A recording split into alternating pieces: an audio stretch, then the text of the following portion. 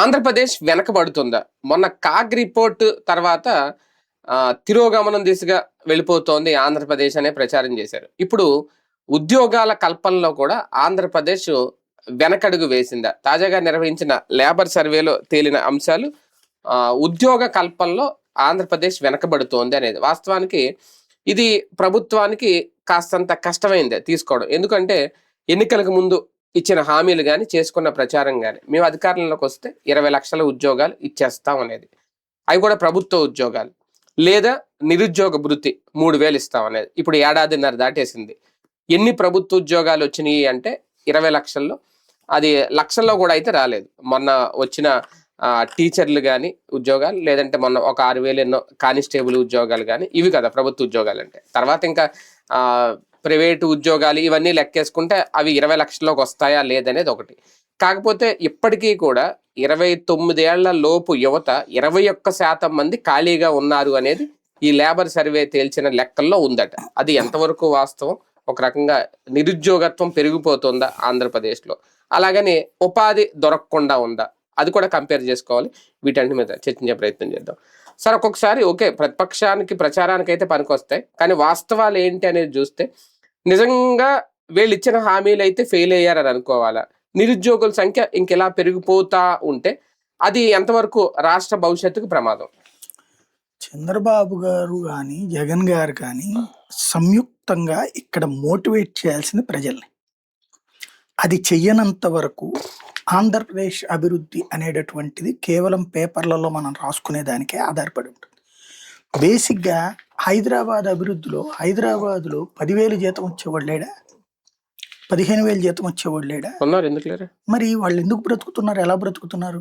హైదరాబాద్లో ఉంటే అద్భుతం అని చెప్పేసిన అదొక ఫీల్, మానసిక ఫీల్. మనం ఆంధ్రప్రదేశ్లో ఇట్లాంటి ఫీల్ క్రియేట్ చేస్తున్నామా?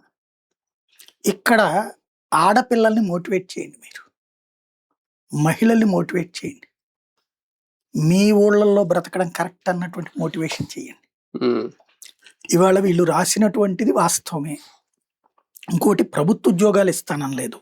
ఆ రోజున లోకేష్ చెప్పినటువంటిది కానీ వీళ్ళు చెప్పింది 1 కోటి ఉద్యోగాలు ప్రభుత్వ ప్రైవేట్ కలిపని. అందులో ప్రైవేటే మేజర్ ఉంటాయి, ప్రభుత్వ ఉద్యోగాలు వీళ్ళు ఎక్కువ ఇవ్వడం కూడా కష్టమే. అసలు ఇప్పుడు ఉంటే కదా ఖాళీలు, ఎక్కడికి ఎక్కువైపోయినాయి. దాంతో ఇంకోటి ఏంటంటే అవి పెట్టి మళ్ళీ ఆ సిపిఎస్ ల, జిపిఎస్ ల, బిపిఎస్ ల, ఓపీఎస్ ల ప్లస్ పెన్షన్లు ఇప్పటికే ఎక్కువైపోయినాయి. జీతాల సంఖ్య కంటే, అంటే ప్రభుత్వ ఉద్యోగాలు చేస్తున్న ఉద్యోగుల సంఖ్య కంటే రిటైర్ అయిన వాళ్ళకి ఇచ్చేటటువంటి బెనిఫిట్ సంఖ్య ఎక్కువ. రిటైర్ అయిన వాళ్ళు ఎక్కువ ఉన్నారు ఆంధ్రాలో. కాబట్టి ఆ సిచ్యుయేషన్ ఒక పక్కన పెట్టుకుని వీళ్ళు కొత్తగా ఇచ్చే ఉద్దేశాలు లేవు. జగన్మోహన్ రెడ్డి తెగించాడు, ధైర్యం చేశాడు, మొదట ఇచ్చి పడేశాడు. ఆ ఇంపాక్ట్ అదనపు భారం అయింది ప్రభుత్వం మీద. దాని మీద దాదాపుగా ఒక 30-40 వేల కోట్లు అది ఎక్కువైనాయి జగన్ ఇచ్చినటువంటి పథకాల వల్ల. ఇప్పుడు అందులో వాలంటీర్లను తీసేయడం వల్ల ఏడాదికి దగ్గరగా నెలకు 200 కోట్లు లెక్కేసుకున్న బోర్డు అంత మిగిలినట్టే కదా. అక్కడ 2.5 లక్షలు ఇంటూ 5,000 రూపాయలు అప్పుడు అది మిగిలినట్టే కదా. ప్లస్ ఆ పేపర్లు తీసేసినందుకు, అక్కడ 200 ఎంతో అది తీసేసినందుకు ఇవన్నీ నడిచినాయి. కాకపోతే ఇప్పుడు సమస్యల్లో ఏంటంటే మన ఆలోచన తీరు. వైజాగ్ ఇప్పుడు ఇక్కడ మన దగ్గర స్విగ్గీ, జొమాటో, లేకపోతే ఓలా, ర్యాపిడో ఇట్లాంటివి నడుస్తున్నాయి కదా. ఏదో ఒక దాంట్లో పని చేయగలిగినటువంటి స్థితిలో ఉంటే అవకాశాలకి కరువే లేవు. ఒరిజినల్గా చెప్పాలంటే హైదరాబాద్లో మన వాళ్ళ ఉద్యోగాలలో 100కి 10 నుంచి 20 మంది ఈ సాఫ్ట్వేర్లో ఆఫీసుల్లోనూ పనిచేస్తున్నారు. మిగతా 80 మంది ఏం పనిచేస్తున్నారు? ఆ హౌస్ కీపింగ్ లా, లేకపోతే వాచ్మెన్ లా, లేకపోతే షాపుల్లో పనిచేస్తున్నారా, అట్ల దగ్గర పనిచేస్తున్నారా, టిఫిన్ సెంటర్ పనిచేస్తున్నారా, అవి మన దగ్గర ఇక్కడ దొరకవా? ప్రతి చోట ఉంటాయి. ఇప్పుడు ఇక్కడ రిలయన్స్ ది చూశాను, రిలయన్స్ మార్ట్, లేకపోతే అదేది దాని పేరు అంటారు, ఊరికి గిఫ్ట్లు వచ్చేదే సగం సగం డిస్కౌంట్లు ఇస్తుంటది, డిమార్ట్.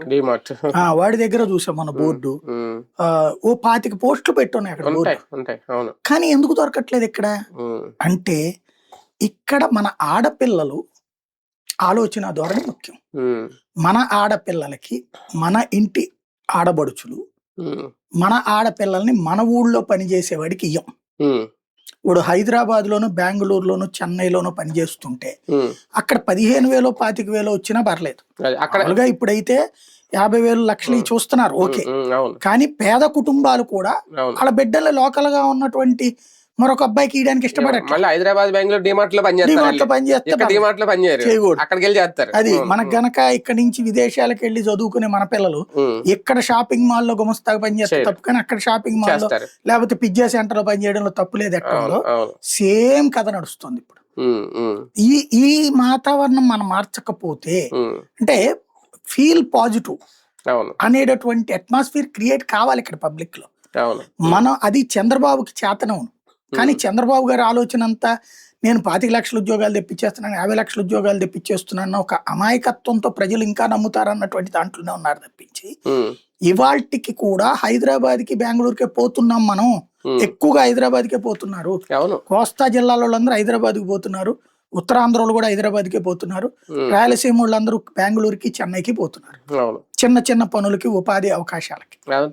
దానికి కారణం ఒకటి, మన దగ్గర ఇక్కడ ఉంటే మనం ఇచ్చే వాల్యూ. రెండవది, గ్రామీణ ప్రాంత రాజకీయాన్ని కలుషితం చేసాం మనం. ఈ కలుషితాన్ని దూరం చెయ్యకపోతే మనం ఇక్కడ బ్రతకలేం, మన పిల్లలు ఇక్కడ బ్రతకలేరు, రేపో మన పెద్దలు కూడా వెళ్ళిపోతారు.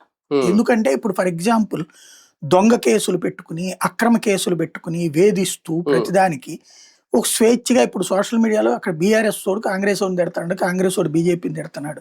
అక్కడ వరకు సోషల్ మీడియాలో అరెస్ట్ లేవే, మళ్ళీ దాంతో ఇక్కడ ఏమవుతుంది, వాళ్ళ బంధువులు వెంటాడాల, వాళ్ళని వెంటాడాల, పథకాలు తీసేయాల, తొక్కేయాల, నొక్కేయాల అంటే ఇక్కడ ఎంత హింస మధ్య నెట్ట బతకాలనుకుంటాం మనం, ఎంత దుర్మార్గం మధ్య నెట్ట బతకాలనుకుంటాం. పైగా కరప్షన్, ప్రతి దానికి డబ్బు డబ్బు డబ్బు డబ్బు, సర్టిఫికెట్ కి డబ్బులే, ప్రతి దానికి డబ్బులే. అరే చెత్త ఊడ్చే అమ్మాయికి చెత్త పన్ను తీసేసామని చెప్తారు, డబ్బులు ఇకపోతే వచ్చి చెత్త ఎత్తుకెళ్ళరు. వీళ్ళేమో చెత్త పన్ను తీసేసాం, ఆడు చెత్త ప్రభుత్వం చెత్త స్టేట్మెంట్లు చాలా ఇచ్చారు. ఇప్పుడు ఇదివరకు ప్రభుత్వానికి ఇచ్చేవాళ్ళం, ఇప్పుడు వీళ్ళు తీసుకుపోతున్నారు. డబ్బులు లేకుండా ఏ చెత్త ఎక్కడైనా చెత్త ఎత్తుకెళ్తున్నారేం కనుక్కోండి, ఇస్తుంటే వద్దని చెప్తున్నారేం కనుక్కోండి, అడగకుండా ఉంటున్నారేం కనుక్కోండి. దెన్ ఇంకేంటి ఇక్కడ ప్రభుత్వం చేసింది అంటే, ప్రతి దానికంటే నీ ఇంట్లో చెత్త ఎత్తుకెళ్లే దగ్గర నుంచి నీ ఏరియాలో ప్రతి పనికి లంచం అవసరం. ఇటు లంచాల భారం ఒకవైపు, రెండవది గౌరవం లేకపోవడం మరొక ఎత్తు. ఇప్పుడు ఈ బిడ్డ ఎక్కడ ఉంటే ప్రతి ఒక్కడికి ఏదో ఒక దురద ఉంటది, అది కుల దురద వల్లనో లేకపోతే వ్యక్తి దురద వల్లనో పార్టీ దురద ఉంటది. ఆ దురదని వీళ్ళు గోకేస్తున్నారు, విపరీతంగా పుల్లుబడేలా చేస్తున్నారు. దాంతో ఇక్కడ ఉంటే సెక్యూరిటీ లేదు, పోరా బాబుని వెళ్ళి బెంగళూరులోనే జాబ్, అక్కడ ఇక్కడ ఎందుకు అనేటువంటిది పల్లె ప్రాంతంలో పెరిగితే ఎందుకు ఉంటారు ఇక్కడ. మరొక సమస్య ఏంటి అంటే, ఆర్భాట ప్రకటనలు 10 లక్షల కోట్లు వచ్చేసినాయి, 9 లక్షల ఉద్యోగాలు వచ్చేసినాయి. వాడు పెడతాననగానే ఉద్యోగం వచ్చేసుద్దా? కామన్ సెన్స్ ఉండాలి కదా.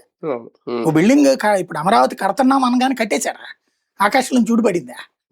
ఇప్పుడు నీకు ఎంఓయూ చేసుకున్నాడు, ఇదివరకు 20 లక్షల కోట్లు ఎంఓయూ చేశారు, చివరికి 30,000 కోట్లు ఎగ్జిస్ట్ లోకి వచ్చినాయి. అనుకోవడం వేరు, ఆచరణలు వేరు. బాలయ్య గారి డైలాగ్ ఉంది కదా, ఎన్నెన్నో అనుకుంటాం అంతే. ఇప్పుడు ఆ సరిసరిలేనే ఉంది ఇక్కడ, ఎన్నెన్నో అనుకుంటున్నాం గానీ వస్తాడు. ఇప్పుడు ఫర్ ఎగ్జాంపుల్ కియా వచ్చింది, కియాతో రియల్ ఎస్టేట్ పెరిగిందేమో గానీ అక్కడ ఎంతమందికి వచ్చినాయి ఉద్యోగాలు మన వాళ్ళకి? లేకపోతే గనక ఇప్పుడు వైజాగ్ లో వీటిట్లో ఎంతమందికి వస్తున్నాయి ఉద్యోగాలు? రేపు పొద్దున గూగుల్ పెట్టినా ఇంకోటి పెట్టినా ఎంతమందికి ఉద్యోగాలు వస్తాయి? కాకపోతే రియల్ ఎస్టేట్ రేట్లు పెంచుకోవడానికి పనికి వస్తుంది. రియల్ ఎస్టేట్ రేటు పెరగడం వల్ల మన రాష్ట్రానికి ఇంకో దరిద్రం ఉంది, ఇక్కడ ఎవడొచ్చి పెట్టడు పరిశ్రమ. ఇప్పుడు పెట్టేదా బలిసినోడు, వీళ్ళు తక్కువకి ఇస్తున్నారు, 99 పైసలు 100 రూపాయలు కానీ వస్తున్నారు.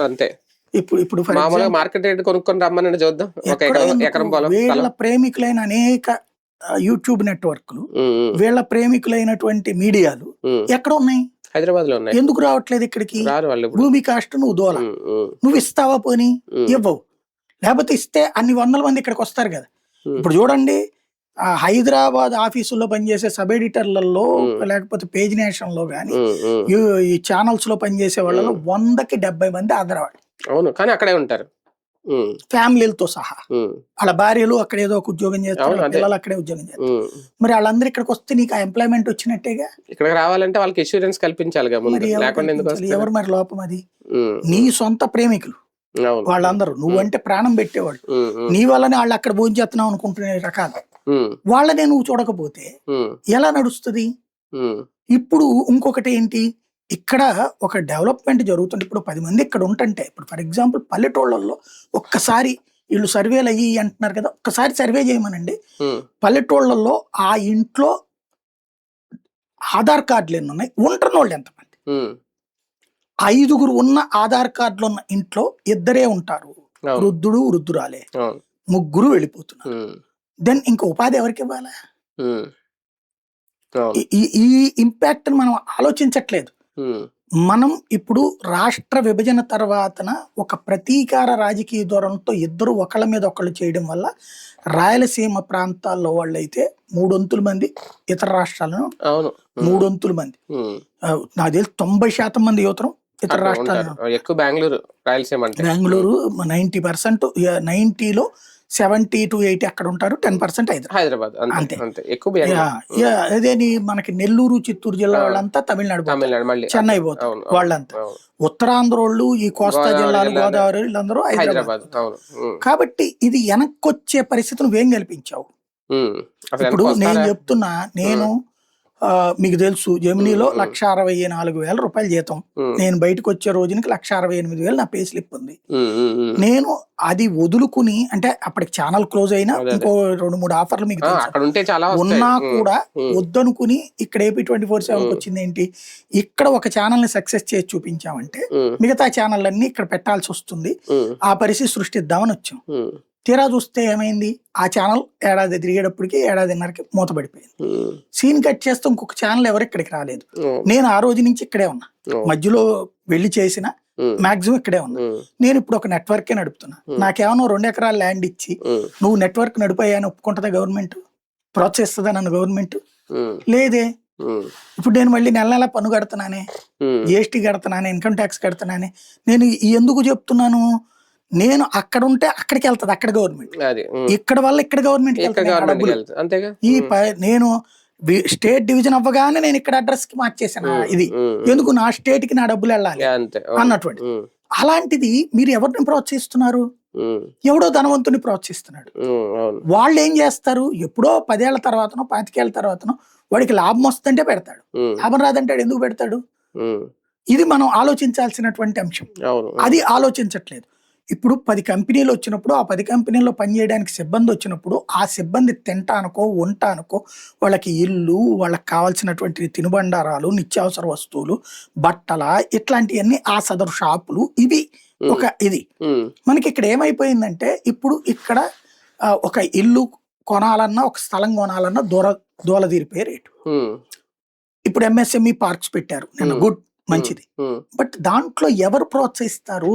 ఉమ్, ఇవాళ హైదరాబాద్ మనం గనక సీరియస్ గా కాన్సన్ట్రేట్ చేయాలంటే, వీళ్ళకి అందరి ఆస్తులు తెలంగాణలో ఉన్నాయబ్బా. ఉమ్, ఉమ్, అయ్యి వీళ్ళు అమ్ముకునో, ఉమ్, లేకపోతే వాటిని గురించి ఆలోచించకుండా ఉమ్, సిన్సియర్ ఎఫర్ట్ పెడితే ఉమ్, మనకి వచ్చేవాళ్ళు తెలంగాణ వాళ్ళే. అవును. ఉమ్, మన వాళ్ళు హైదరాబాద్ లో ఉంటున్న వాళ్ళల్లో ఎంఎస్ఎంఈ ఇండస్ట్రీస్ బోలెడు, అవును. వాళ్ళని మనం తెచ్చుకోవాలి. ఉమ్, అప్పుడు అక్కడ తగ్గిపోతుంది. ఉమ్, అట్లాగే అక్కడ ఉన్నటువంటి పెద్ద పెద్ద పారిశ్రామికవేత్తలు, బిల్డర్లు, రియల్ ఎస్టేట్ వాళ్ళు, వాళ్ళని ఇక్కడికి రమ్మని మనాలా, ఉమ్, ప్రోత్సహించాలా. ప్లస్ ఇక్కడ మార్కెట్ వాల్యూ 4 కోట్లు 5 కోట్లు అంటే ఎవడు కొనాలా? అవును. ఇదివరకు మా ఇంటి దగ్గర 70 లక్షలు 80 లక్షల రూపాయలు అన్నప్పుడు ఉమ్, ఉమ్, అని ఆ రేంజ్కి వెళ్ళింది. ఉమ్, ఉమ్, ఇప్పటికి అదే రేట్ చెప్తున్నారు, ఉమ్, కానీ కొనేవాళ్ళు లేరు. లేరు. అదే కదా. ఉమ్, ఇదివరకు శుక్రవారం శనివారం ఆదివారం లేదా ఏదైనా సెలవు వచ్చిందంటే ఉమ్, కార్లు వేసుకుని బళ్ళు వేసుకుని వచ్చి ఇల్లు చూసిపోయిన వాళ్ళు బోల్డ్ అంతమంది మా చుట్టుపక్కల అవును. ఉమ్, ఖాళీ స్థలాలు ఇవన్నీ. ఉమ్, ఇప్పుడు ఎవడో రావట్లేదు. ఉమ్, అవును. నాకే ఆశ్చర్యం వేస్తుంది, నా కళ్ళెదురుగుండా జరిగిన మార్పు. గుంటూరులో కూడా అంతే. అంతే. ఇక్కడ ముందు ఆదివారం వస్తే ఎవరొకరు కొనడానికి వచ్చేవారు చూడడానికి. ఇప్పుడు అసలు ఎవడు రావట్లేదు. ఎందుకని? డబ్బులు లేవు చేతులు. ఇంకొకటి ఏమైపోయింది, వ్యాపారాలు డౌన్. ఈ సంక్షేమ పథకాలు లేకపోయేటప్పటికి చేతిలో రొటేషన్ లేదు. రొటేషన్ లేకపోతే కొనడానికి వ్యాపారాల దగ్గరికి ఎవడెళ్తాడు? ఇదివరకు కర్రీ పాయింట్ల దగ్గర నుంచి బట్టల కొట్ల దాకా, ఎలక్ట్రానిక్ వస్తువుల దాకా విపరీతమైన ఇది ఉండేది. దానివల్ల రన్నింగ్ ఫ్లోటింగ్ నడిచింది, దానివల్ల ఇండస్ట్రియల్ గ్రోత్ నడిచింది. ఇప్పుడు ఇక్కడ ఎట్లా నడుస్తుంది చేతిలో డబ్బులు లేకపోతే? ఇవన్నీ ఏంటంటే మాటలు చెప్పడానికి అబ్బా అసలు మనం పేపర్లు చదివితే టీవీలో చూస్తే మాత్రం లేకపోతే బాబు గారి మాటలు వింటే మాత్రం మనందరూ ఇప్పుడు స్వర్గంలో ఉన్నట్టు. కాకపోతే ఏంటంటే త్రిశంకు స్వర్గంలో ఉన్నాం, మనకే తెలియట్లా ఎలా కింద పడుతున్నాం అనేటట్టు. అదే కదా. దానికి సాక్ష్యం ఈ నివేదికలు. అవును. మొన్న కాగు చెప్పినా కాగు లేకపోతే మనం ఎన్ని వేల కోట్ల రూపాయలు అప్పులు పాలవుతున్నామన్నా ఉమ్, బేసిక్ గా ఏంటంటే మనం ఎంతసేపటికి బలిసునోడికి మేపుతున్నాం, ఉమ్, మామూలుని పట్టించుకోవట్లేదు. ఉమ్, ఇప్పుడు మధ్యతరగతి వాళ్ళకి హౌసింగ్ బోర్డు కాలనీ లాంటి ఏర్పాటు చేసి తక్కువ రేటుకి ఇళ్ళు ఇవ్వాలా ఉమ్, గవర్నమెంట్. ఉమ్, ఉమ్, నెలకి వాడికి అద్దె ఎంత అవుతుందో ఆ అద్దె డబ్బుల్ని వీళ్ళు కిస్తీలుగా కట్టించుకుని ఇచ్చేటట్టు ఉండాలి. ఉమ్, అప్పుడు మధ్యతరగతి హౌసింగ్ నడుస్తుంది. ఉమ్, కుక్కట్పల్లి హౌసింగ్ బోర్డు ఉమ్, KPHB అవును. అది హౌసింగ్ బోర్డు కాకపోతే అట్లా సక్సెస్ అయ్యేదే. ఉమ్, విజయవాడ భవానీపురం హౌసింగ్ బోర్డు, వైజాగ్లో హౌసింగ్ బోర్డు, వాటి వల్లే కదా నడిచింది. అవును. ఇప్పుడు ఇస్తున్నారా మీరు? ఉమ్, ఇవ్వకుండా మధ్యతరగతి ఇక్కడ ఇల్లు కట్టుకోవడం ఎట్లా కుదురుతుంది? వాళ్ళు ఇక్కడ బతకలేనప్పుడు వాళ్ళ పిల్లోడు అక్కడ ఉంటుంటే వీళ్ళు ఇక్కడ కూర్చుని ఏం చేయాలి? ఉమ్, అవును. రెక్కలొచ్చిన ప్రతి ఒక్కడు రాష్ట్రం వదిలిపోతున్నాడు. ఉమ్, ఉమ్, ఇక్కడ ఇంకొకటి రెండవది ఆడపిల్లలకి సంబంధించిన పెళ్లి విషయాలు, వాళ్ళ ఆలోచనల విషయాలు. బెజవాడ అబ్బాయిని చేసుకుందాం, గుంటూరు అబ్బాయిని చేసుకుందాం అనుకోవట్లా. ఉమ్, అయితే గీతే ఆంధ్రలో ఏ వైజాగ్ అబ్బాయినో చేసుకుందాం. ఉమ్, మిగతా అదంతా కూడా హైదరాబాద్, బెంగళూరు, చెన్నై. ఉమ్, బికాస్ ఆఫ్ కల్చరల్ డెవలప్మెంట్. ఈ రోజు ఇది ఇక్కడ ఇవి చూసి చూసి బోరు కొట్టేస్తుంది మన ఊళ్ళో. అవును. ఉమ్, అక్కడికి వెళ్తేనే బెటర్, అదో విశాలమైన సామ్రాజ్యం. ప్లస్ అక్కడ మనల్ని ఎవ్వడు కెలకరు. ఉమ్, ఇక్కడ పక్కింటి ఆవిడ వచ్చి కూర వేసావా, కూర వండావా, ఉమ్, అన్నం వండావా, అది ఎందుకు వండలేదు, ఉమ్, నువ్వు అట్టా బట్టలు వేసుకుని వెళ్తే ఎట్ట అమ్మాయి అంటది. ఉమ్. అక్కడ ఎవడు ఎవరిని ఎలా తిరిగినా ఏం తిన్నా తినకపోయినా కనీసం పక్క పోర్షన్ లో ఉన్నోడి. ఇప్పుడు నేను అక్కడ 2010 నుంచి ఉన్నా, మధ్యలో ఈ కొన్ని రోజులు ఇటు వచ్చినా అట్లాగా. నా పక్క పోర్షన్ వాళ్ళ పేరు కూడా నాకు తెలియదు. అది స్టిల్ నో అంతే. ఆ ఇంటి ఓనర్ల పేరు కూడా నాకు గుర్తులేదు. అంతే. అవును. అద్దుకున్నాం, అయిపోయింది, స్వేచ్ఛ అంతే. అక్కడ ఆ స్వేచ్ఛ ఎవరి జీవితం వాళ్ళదే. ఇక్కడ పక్కన వాళ్ళ జీవితంలో ఏలెట్టడం ఎక్కువ, పక్కనోడు ఏం మాట్లాడాలో డిసైడ్ చేయడం ఎక్కువ. కానీ ఒకటి సార్, ఆంధ్రప్రదేశ్ పరిస్థితి ఎలా ఉందంటే మ్యాన్ పవర్ లోపం ఉంది. మీరు అన్నట్టు ఎక్కడ పడితే అక్కడ బోర్డులు కనిపిస్తున్నాయి, ఇంకా వేకెన్సీస్ ఉన్నాయంటే మ్యాన్ పవర్ వాడికి దొరకట్లేదు. అలాగే ఉద్యోగాల కొరత ఉంది, ఉద్యోగాలు ఇవ్వట్లేదు. అంటే ఆంధ్రప్రదేశ్ పరిస్థితి అంతా, అంటే మనం ఏ తెలంగాణతో పోల్చుకుంటే హైదరాబాద్ చూసిన కన్ను ఆంధ్రప్రదేశ్లో ఇంకా చూడలేకపోతుంది. అలాగా ఇక్కడ ఆ భరోసా, ఆ కల్పన వాడికి దొరకట్లేదు. ఆ ఫీల్ ఎప్పుడు వస్తుంది? అదే ఇక్కడ వీళ్ళకి ఫీల్ పాజిటివ్ ఇది క్రియేట్ చేయకపోతే కష్టం. నేను చెప్పినట్టు ఉద్యోగాల కొరత ఉంది. ఉద్యోగాలు లేకపోవడం కాదు, ఉద్యోగానికి మనుషులు దొరక్క కొరత. అది మనుషులు దొరకట్లేదు. ఇప్పటికీ పక్క రాష్ట్రాలలో వచ్చి ఇక్కడ చాలా మంది పని చేస్తున్నారు. బీహార్ నుంచి, వెస్ట్ బెంగాల్ నుంచి, యూపీ నుంచి. ఏంటి మరి అంత పని ఇక్కడ మనకేమైందంటే ఒక ఈగోయిస్టిక్ యాటిట్యూడ్ లోకి వెళ్ళాం. ఇప్పుడు మీరు చెప్తున్న 8% వాళ్ళు ఎట్లాంటి వాళ్ళు అంటే, మా నాన్న నెలకు ఒక 50,000 సంపాదిస్తున్నాడు, నాకు కూడా 60,000 వస్తే చేద్దాం గానీ నేను 10,000 వస్తే ఎందుకు చేయాలా? అదే కదా. అవును. మీరు నేను పని చేసినప్పుడు ఏ 100 రూపాయలు 50 రూపాయలు అప్పటి నుంచి పని చేసాం. అవును. మనం ఆ ఈగో ఫీల్ అవ్వాల. వీళ్ళు ఇప్పుడు ఈగో ఫీల్ అవుతున్నారు. ఎట్లాగా? ఒక బల్క్ అమౌంట్ వస్తేనే మనం ఉద్యోగం చేద్దాం. ఆ ఉద్యోగం చేయడానికి బల్క్ అమౌంట్ కావాలి, ఇక్కడ దొరకట్లేదు. ఇక్కడ దొరకనప్పుడు హైదరాబాద్కి అయితే 25,000 చేద్దాం పో. ఇది ఎక్కడ విచిత్రం? అదే కదా. ఇవి సైకలాజికల్ గా మనం మార్చాలా. చంద్రబాబు గారు, లోకేష్ గారు, చంద్రబాబు గారు, పవన్ కళ్యాణ్ గారు ఇది పదే పదే మాట్లాడాల. తిట్టినట్టు కాదు, మీ పిల్లల్ని మోటివేట్ చేయండి అమ్మా, ఖాళీ కూర్చోవద్దని చెప్పండి, బోలెడు పనులు ఉన్నాయి అక్కడ, ఇది కావాలి. చాలా వరకు కార్పొరేట్ కంపెనీలు ఆక్యుపై చేసేసినాయి ఆంధ్రప్రదేశ్ రాష్ట్రాన్ని. ఒక బ్లింకిట్ రూపంలోను, అమెజాన్ రూపంలోను, ఇంకో రూపంలో. ఓకే, వాళ్ళ కొంత ఉపాధి ఇస్తున్నారు, కాదనట్లేదు. వాళ్ళ వల్ల చాలా మంది బతుకుతున్నారు, ఉపాధి. దానివల్ల కూడా ఈ ఉద్యోగాల కొరత అనేది ఏమన్నా పెరుగుతుందా? వాళ్ళందరినీ నిరుద్యోగులుగానే చూస్తున్నారు వీళ్ళు అట్ట చూస్తుండొచ్చు వాళ్ళందరినీ. ఎందుకంటే మనకి ఈ ఉద్యోగిత అనే దానికి కౌంట్ ఏంటంటే PF రిజిస్టర్డ్. ఇప్పుడు జగన్ టైంలో దాదాపు 30 లక్షల మందో ఎంతో PFలు కొత్తగా యాడ్ అయినాయి అకౌంట్స్. ఆ లెక్కను చూస్తున్నారు. ఇప్పుడు వీళ్ళు ఏం చేయాలంటే రాష్ట్ర ప్రభుత్వం ఈ స్విగ్గీలు వీళ్ళందరూ కూడా PF పెట్టండి ప్రతి నెల అని చెప్పాలి వచ్చే దాంట్లో. అలా పెడితే అప్పుడు సంఖ్య పెరిగినట్టు ఉంటుంది విపరీతంగా. కాకపోతే నన్ను అడిగితే హైదరాబాద్ లో దీనికి తాతల లెక్క ఉన్నాయి, చాలా ఉన్నాయి. ఇక్కడ మన దగ్గర పనిచేసేది దానికంటే 100 రెట్లు ఎక్కువ పనిచేస్తున్నారు. ఎక్కడో అక్కడికి వెళ్ళి అక్కడ స్విగ్గీలో జొమాటోలో పనిచేస్తున్నారు కదా. మనకి ఇక్కడ గనక ఇవే లేకపోతే అసలు ఇక్కడున్న అట్మాస్ఫియర్ కి ఇప్పుడు ఇక్కడ వాళ్ళందరూ పిల్లల్ని ఇతర నగరాలకి ఇతర దేశాలకు పంపించేస్తున్నారు. అవును ఒంటరిగా ఉన్న వృద్ధులకి వీళ్ళకి ఇవే లేకపోతే శాంతం అల్లాడతారు. అంతే. అవును శాంతం అల్లాడతారు. వాళ్ళ ఎందుకంటే అలా వాళ్ళు అలా నడిచి వదిలేసి వెళ్ళలేరు. వెళ్ళిపోతారు వాళ్ళని. అంతే. ఉమ్, ఇక నడిచే ఓపికలు లేవు, తెచ్చే ఓపికలు లేవు. అవును పాత రోజుల్లోకి మళ్ళీ ఉమ్మడి కుటుంబాల టైప్ లో లేకపోతే అందరు బంధుత్వాలతో ఉమ్, ఏ మావా ఏం బావా ఏం అక్క అంటే ఉమ్, అరే నువ్వు అటు వెళ్తున్నావు కదా నాకు కూడా కాస్త బియ్యం తెచ్చిపెట్టరా నాకు కూడా కాస్త కూరలు అవును తెచ్చిపెట్టరా అంటే వాళ్ళ రోజున ఎవరికి అంతకు తీరిక లేదు. అవును లేదు అలాంటి సందర్భంలో ఇదే బెటర్. కొంతవరకు. కాకపోతే నేను చెప్పినట్టు ఫస్ట్ మనల్ని మానసికంగా సిద్ధం చేసుకోవాలి. ఉమ్, ముందు 5 ఫార్ములాలు. నెంబర్ 1 గ్రామీణ అరాచక రాజకీయం తీసేసుకోవాలి. ఉమ్, అంటే ప్రతి ఒక్కళ్ళని నాశనం చేసేయాలనే కుట్ర సిద్ధాంతాన్ని తీసి పక్కన పెట్టాలి. ఉమ్, నువ్వు 40% మంది ఉన్నటువంటి జగన్ని తొక్కుదాం అనుకుంటున్నావు, ఉమ్, ఈ 40% మంది జనాన్ని తొక్కుతున్నావు. అది కరెక్టే. అలాగే జగన్ ఉన్నప్పుడు వీళ్ళని 60% మందిని తొక్కుతున్నావు. అంతే. ఇది మానండి Both are ఇద్దరు same. కూడా. ఉమ్, ఉమ్, దాన్ని కంట్రోల్ చేయకపోతే ఇక్కడ బ్రతకడం భయం వేస్తుంది. అవును భయం వేసినప్పుడు వాడు ఇక్కడ ఉండడు. వెళ్ళిపోతారు వాడు ఇక్కడ లేనప్పుడు వాడి కుటుంబం ఎందుకు ఉంటది? వెళ్ళిపోతారు వాళ్ళు కూడా. అది ఉమ్, నష్టపోతున్నాం మనము. రెండవది వచ్చేటప్పటికి ఇక్కడ మనల్ని మానసికంగా మన బ్రతుకంటే హైదరాబాదు చెన్నై బెంగళూరు అయితేనే కరెక్ట్, మన అమరావతి వేస్ట్, మన బెజవాడ వేస్ట్, మన గుంటూరు వేస్ట్, మన వైజాగ్ వేస్ట్ అనేటటువంటి ఫీలింగ్ ఉంది చూడండి. ఉమ్, నీ ఊరు అబ్బాయిని చేసుకుంటే నీ అమ్మా నాన్నలతో చూస్తుంటుంటాడు, వాళ్ళ అమ్మా నాన్నలు నువ్వు చూసుకోవచ్చు. ఉమ్, తద్వారా ఒక కుటుంబ వ్యవస్థ నడుస్తుంది. ఉమ్, అంతేగాని మీరిద్దరూ ఇక్కడ వదిలేసేసి మీ అమ్మా నాన్నలను వాళ్ళ అమ్మా నాన్నలను వదిలేసి ఏడకోపోతే ఉమ్, వీళ్ళ జీవితాన్ని రోడ్డు మీద వదిలేశారు, రేపు పొద్దు నీ బిడ్డలు నిన్ను వదిలేస్తే నీ బతికేంది అవును అనేటటువంటిది వాళ్ళని మోటివేట్ చేయండి. చేయాలి. ఇది చెయ్యకపోతే ఈ వలస బతుకులు ఇలాగే నడుస్తాయి. చాలా వరకు జగన్ ఉన్నప్పుడు కొంతమంది వెనక్కి వచ్చే ప్రయత్నం చేశారు. కరోనా ఇల్లు టైంలో వెనక్కి ఇస్తున్నారు. వచ్చేసారు. అంటే ఇల్లులు జగన్ అన్న కాలనీలు ఇల్లులు ఇస్తున్నారు, పెన్షన్ డబ్బులు నేరుగా అకౌంట్ లోనే వేస్తున్నారు, అక్కడ ఉంటేనే వస్తాయి. దీని వల్ల చాలా మంది అంటే అపార్ట్మెంట్ లో వాచ్మెన్ గా చేసే ఫ్యామిలీస్ ఎక్కువ లేబర్ చాలా మంది వచ్చేసారు. చాలా మంది అక్కడ వెనక్కి వచ్చారు. 15 నేనైతే అక్కడ ఎస్ఆర్ నగర్ లో ఉన్నాను. ఉమ్, ఉమ్, ఎస్ఆర్ నగర్ లో మసాలా బండి ఉమ్, ఉంటుంది. ఉమ్, మన ఉమ్, ఇక్కడ అతను అవును ఆంధ్ర వాళ్ళే అక్కడ ఎక్కువ ఈ టైప్ ఆఫ్ తర్వాత కొన్ని రోజులు కనబడలే కరోనా అయిపోయాక. మొన్న ఈ మధ్యన వెళ్ళాను నేను. వెళ్ళినప్పుడు కనబడ్డాడు. ఏంటి ఇంత ముందు కనిపించలేదు ఏంటంటే వెళ్ళిపోయాను సార్ మా ఊరు చక్కగా. అప్పుడు కరోనా తర్వాత ఇక్కడే ఉంది సార్ మొత్తం మీద ఓ 25,000 రూపాయలు అనుకుంటే ఈ ఓపిక్కి ఇదంతా 10,000 అయిపోతుంది. ఓ 15,000లో ఇంటి అద్దె 5,000 పోతే నాకు 10,000తో కుటుంబం నడుపుకునే కంటే అక్కడ సొంత ఇల్లు అద్దె లేదు, ప్లస్ పెన్షన్ వచ్చింది, దాంతో నడిచిపోయింది సార్. కానీ ఇప్పుడు మళ్ళీ పరిస్థితి బాగాలేదు, అందుకని వెనక్కి వచ్చేసాం. ఇట్లాంటి బాధలు బోలెడండి.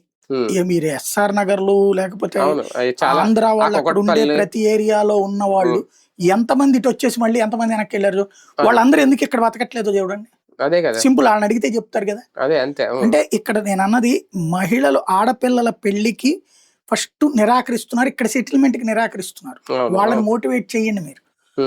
ఇంకోటి ఆ తల్లిదండ్రులు మోటివేట్ చేయండి. మూడోది ఆ తల్లిదండ్రులు మన బిడ్డలు అక్కడికి వెళ్తే బ్రతకడమే బెటర్ తప్పించి ఇక్కడ బ్రతకడం వేస్ట్ అనుకుంటున్నారు.